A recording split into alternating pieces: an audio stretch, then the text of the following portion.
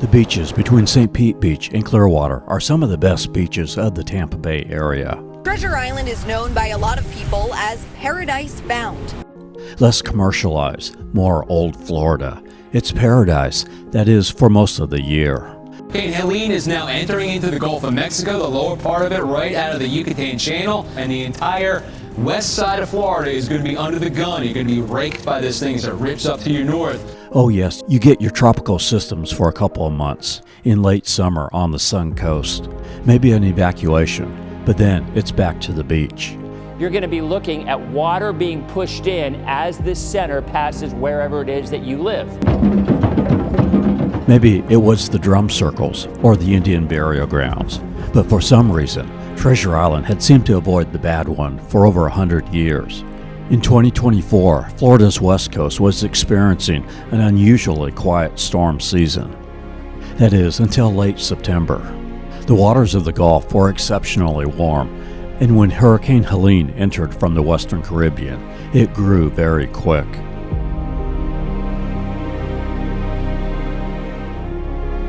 The orders were given to evacuate the barrier islands on most of Florida's west coast. They're trying to get your attention because this is a significant water threat with surge on the coast.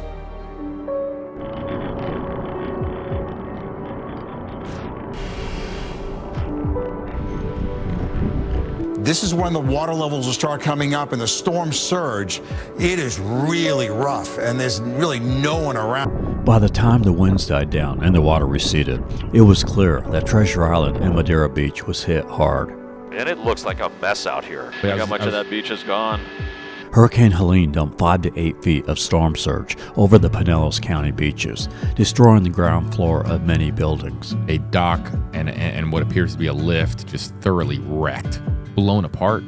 Basically what you're seeing is essentially sand dunes and beachfront that has now come up into the beach communities, into the homes and onto the streets for Sunset Beach. And less than 2 weeks later, Milton would cause some wind damage. At first, there is shock and sadness. Maybe a business that you and your family put so much into, so damaged or even destroyed. The beach is desolate. Most homes, businesses, and hotels on the island sit empty. And there's going to be a lot of people and businesses that, mentally, it's very draining. Treasure Island thrives on tourism, and a lot of the businesses here are trying to find ways to bring that livelihood back. When you are faced with life-threatening disaster, there's sadness, but it tends to focus your mind on what's really important. It forces people to depend on one another, to care for each other. It takes us out of our own comfortable bubble.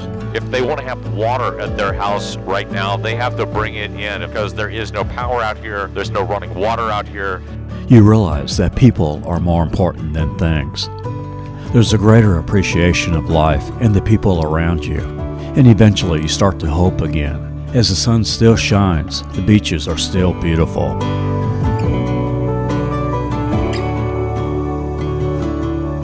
Paradise is in recovery now, and things might look a little different.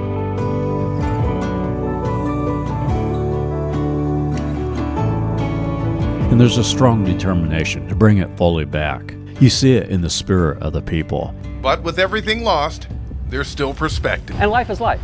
You pick up, you move on, you keep going. We don't get to control things. Humans think we have control, and we better get over ourselves, be non-reactive, and just keep trucking. Now, almost 4 months later, there has already been an amazing recovery. Many of the hotels, eateries, and bars are already back. We'll show you what's open and give you a status on the ones that are closed. So come with us as we show you Northern St. Pete Beach, Madeira Beach, Treasure Island, Redington Shores, and Indian Rocks Beach. Pinellas County beaches coming back to life.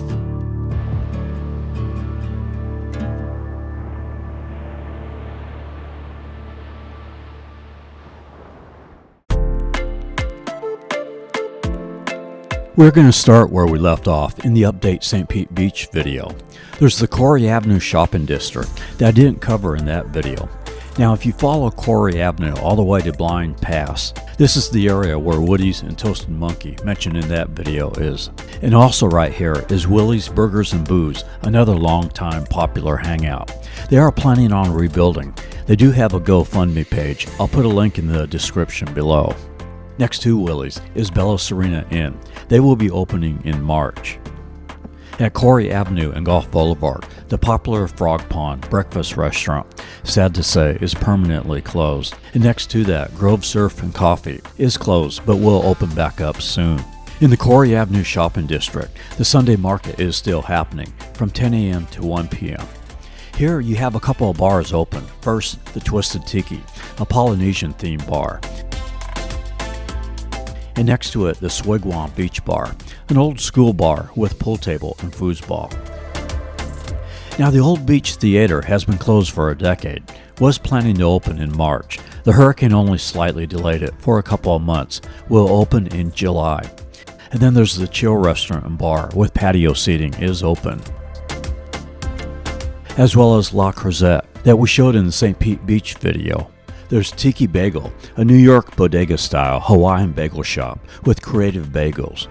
In the St. Pete Beach video, I mistakenly said the Dolphin Beach Resort was open. It is not, and no word on when it will open.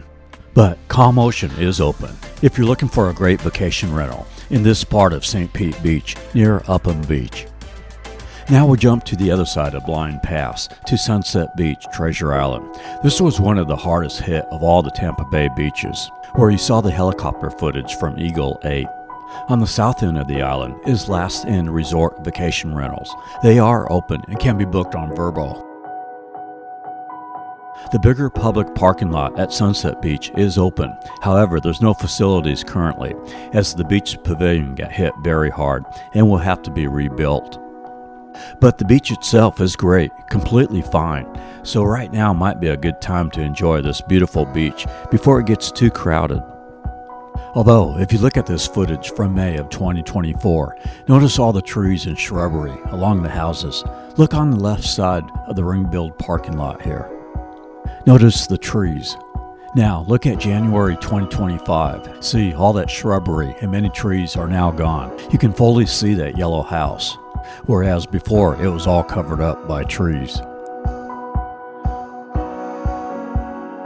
Looking at it from Gulf Boulevard, many trees did survive. Now, on the other side of the road, especially across from the parking lot, those structures extremely damaged. This peninsula received 7 feet of storm surge. Many buildings can handle 2 feet of water, but beyond that, you get above the electrical outlets, and there's substantial damage to sheetrock. The big 6-story Sunset Chateau is being repaired and will be opening in mid-April. You can book on Vrbo. Many of the structures here that are not on stilts and are older had very major damage. Will probably take several months before some of them come back. Like the very popular Caddy's Treasure Island here, got whacked very hard. In fact, they lost 4 restaurants from the storms. They do plan on reopening, but as you can see, they have a long road ahead of them. Here is what it looked like last year in our Treasure Island travel guide, and what it looks like now.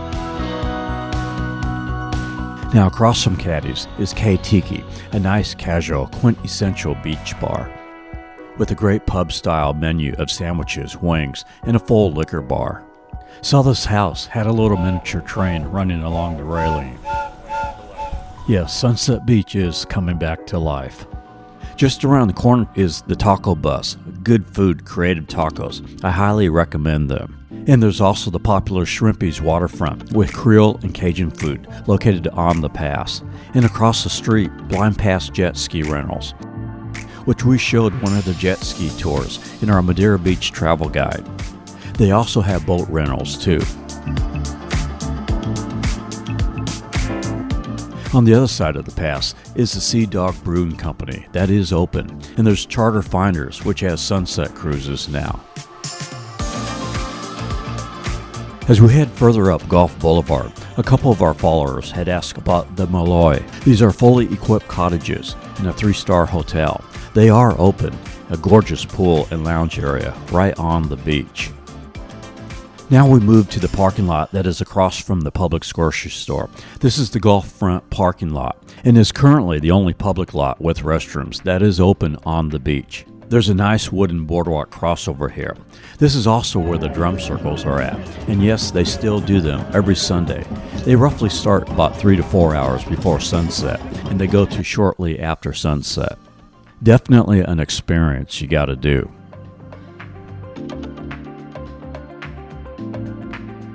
The boardwalk here is in good shape. There was no damage. And the Page Terrace Hotel here is open. Next door at the Biltmars is Sloppy Joe's, the iconic Key West bar. With their location here, they are open. As for the resort itself, they had 7 feet of storm surge, doing significant damage to the first floor. They do have some very limited guest rooms open now.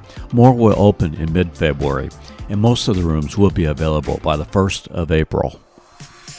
And next to the Biltmar is the vintage Thunderbird Resort.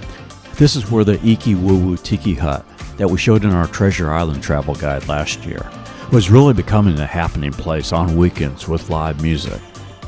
Well, it got hit very hard. Good news though is they are going to rebuild and are ready to begin, but like many people here, waiting on permitting approval, which I'll talk more about that issue in a bit. My guess is if they do open in 2025, it will be much later in the year. Across the street from the Thunderbird is another very popular beach bar, Ricky T's, and their rebuilding permits have been approved and are moving full steam ahead, so I'm thinking should be soon. Check their Facebook page. They have been doing a good job of updating it. Wanted to show you a couple of popular places on the Bayside near the Treasure Island Causeway that some of you had asked about. First, the R Bar. Good news, it is open. And on 112th Avenue, the quaint CJ Motel that was recently renovated. It is open. You can book on your travel websites like Expedia. Back on the beach, a quarter of a mile north of the Thunderbird, is the Municipal Beach parking lot. This lot had a snack bar, but everything is still closed. Even the parking lot's still blocked off. You would think they could at least open up the parking lot, even though the facilities are closed. Many of these people and businesses have had to endure an additional obstacle: government bureaucracy. Let me explain.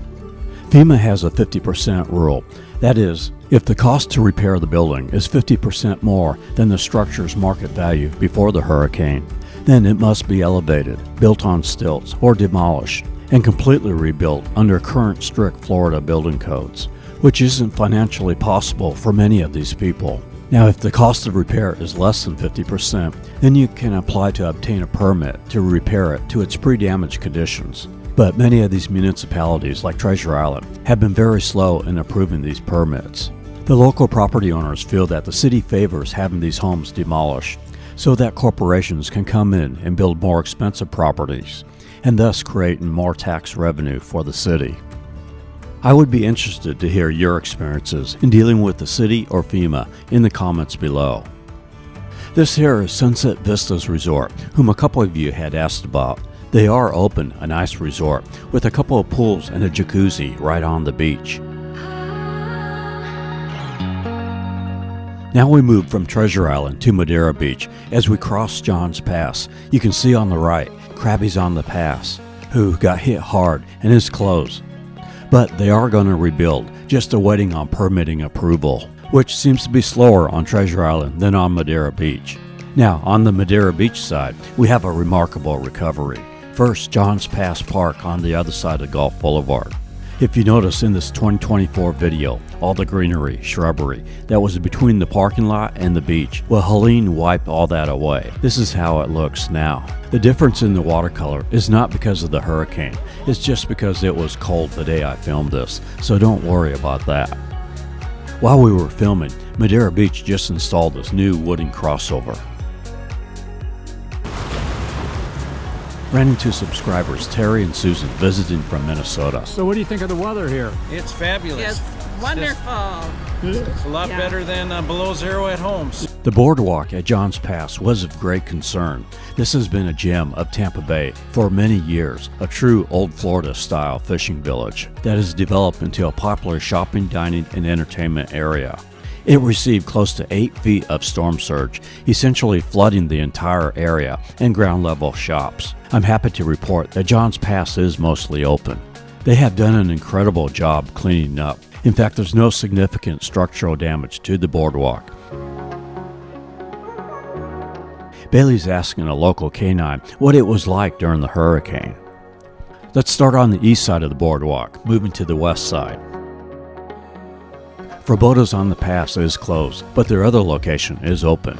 There is the Boardwalk Grill. They are open with lobster rolls, grouper sandwiches, and burgers, with a patio on the boardwalk.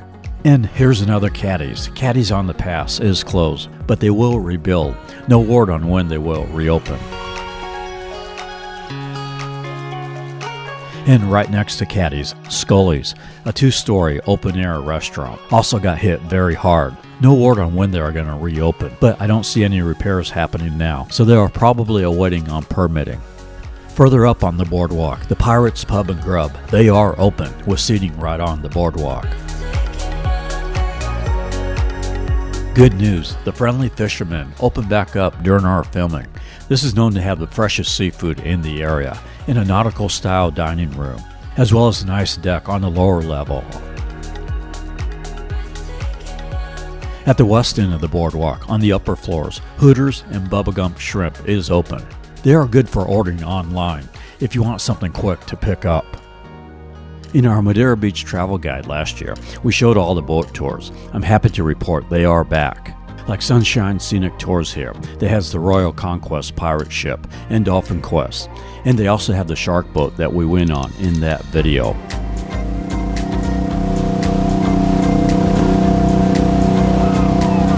There is also Florida Tiki Tours that has both these little tiki boats for 6 passengers or the large tiki boats that can seat up to 18. You can charter it as a private tour or take the public 90-minute to 2-hour tours.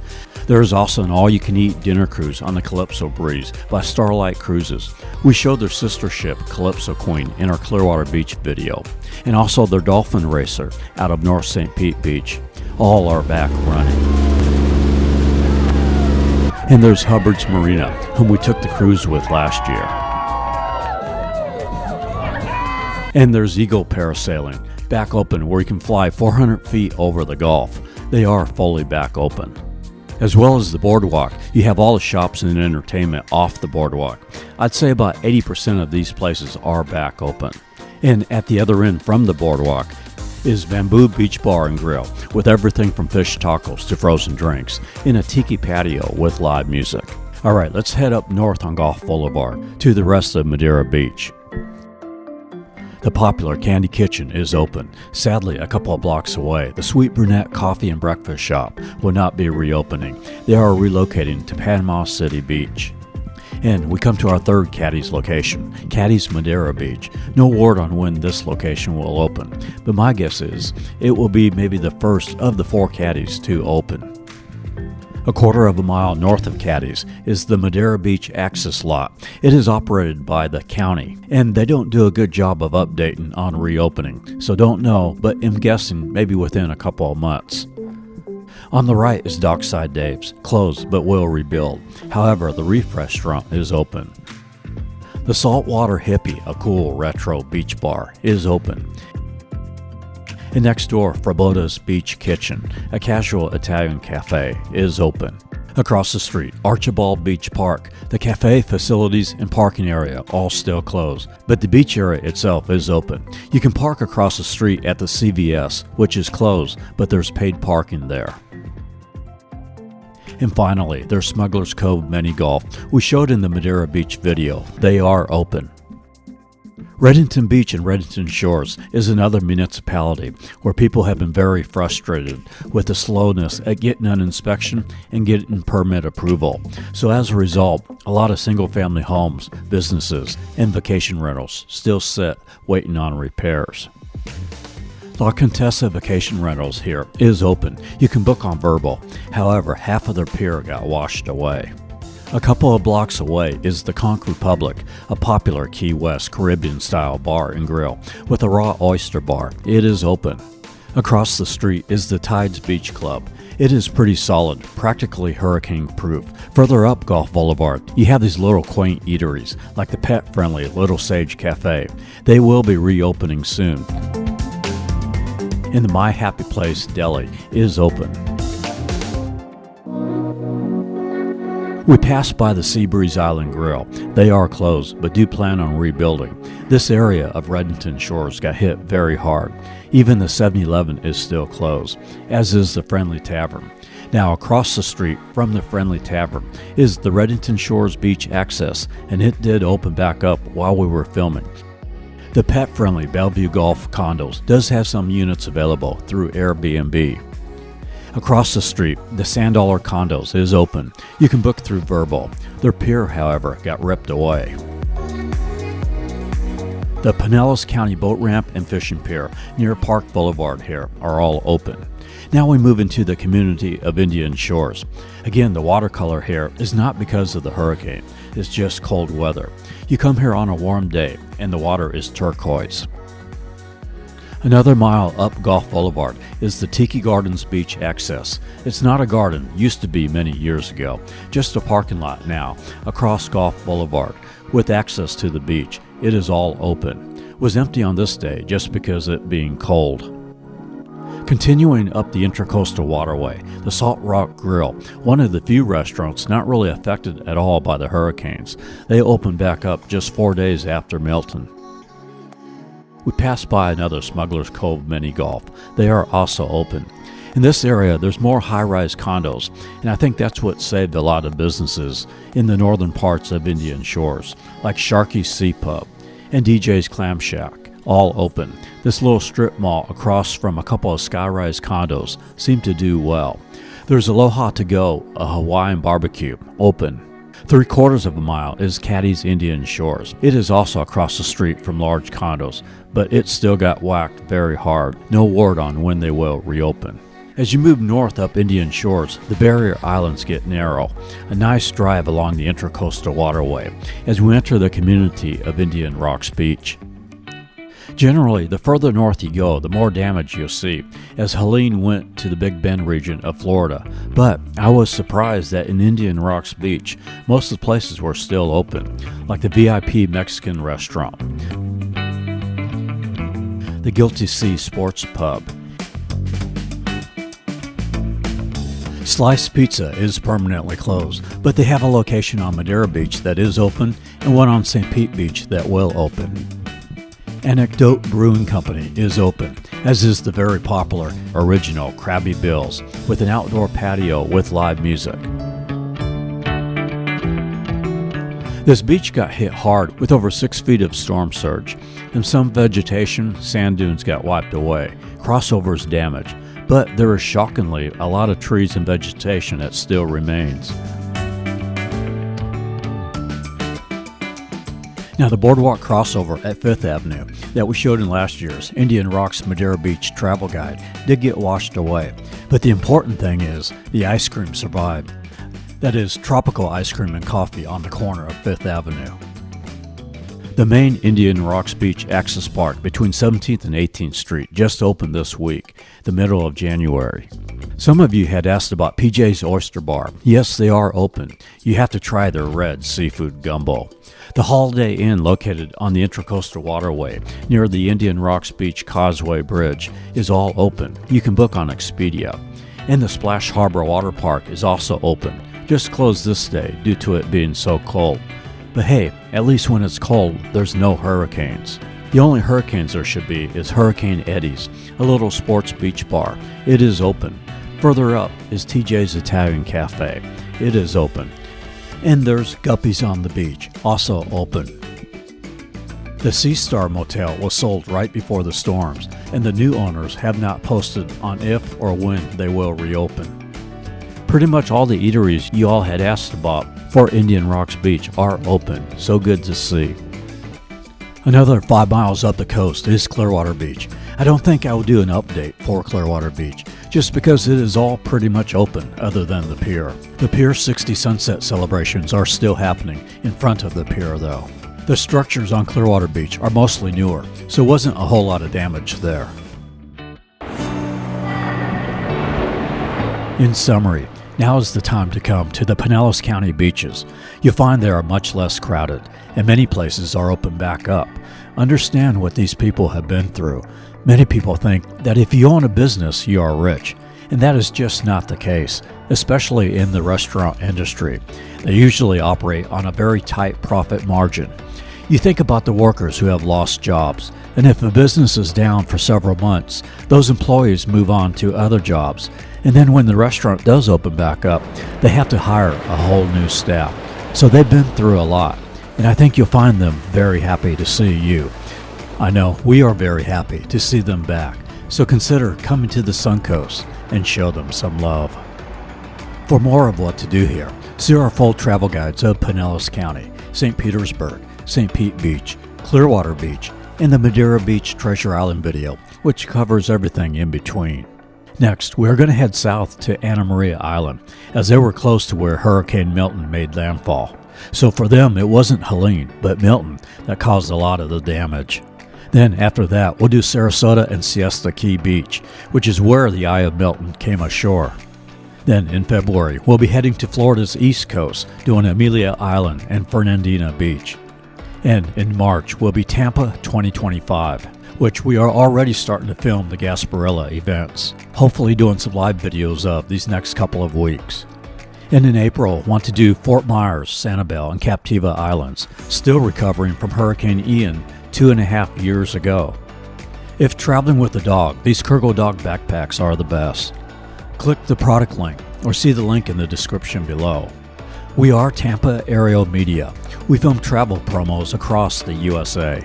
For stock footage, or if you would like us to film your city, region, or vacation rental, contact us at info@tampaaerialmedia.com. From the Pinellas County beaches, I wish blessings to you wherever you may be. See you next week on Anna Maria Island.